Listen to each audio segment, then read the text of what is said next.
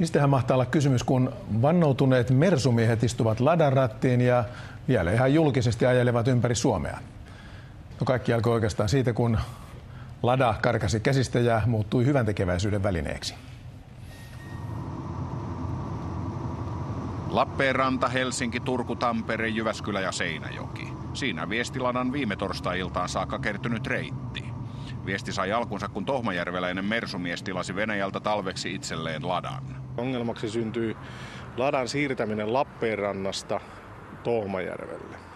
No, tähän siirtoon osallistui tai ilmoittautui niin monta kuljettajaa, että Lada lähti kiertämään ympäri Suomea. Median myötä viesti sai julkisuutta ja autoharrastajat päättivät valjastaa viestin hyväntekeväisyydelle ja alkoivat kerätä rahaa Sydänlapset ja Aikuiset ry:lle. Kyllähän se hieno, se lämmittää sydäntä kyllä, kun on sydämen asialla. Viesti vaihtui perjantaina Seinäjoella ja totta kai myös aito ladamies halusi testata takavuosien suosikkimenopelin saatesanoilla. Se on hienoa, että mersumiehetkin on huomannut nyt, että millä autolla saa huomiota ja sympatiaa osaksi. Ja huomiota Lada-viesti onkin saanut osakseen.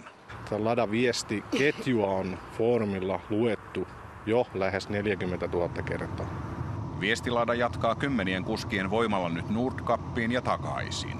Reittiä ja kuskeja voi seurata netistä osoitteessa mese.fi. Voi olla, että ton reissun jälkeen oman mersu tuntuu entistä rakkaammalta. Mutta hyvän asian puolesta. Ja palataan asiaan sitten, kun ladamiehet ottaa mersun kierrätyksiä. Ja me jätämme tämän paikan kierrätykseen sitten Haajasen Antille. Hän puhuu urheilusta. Näkemiin. Näkemiin.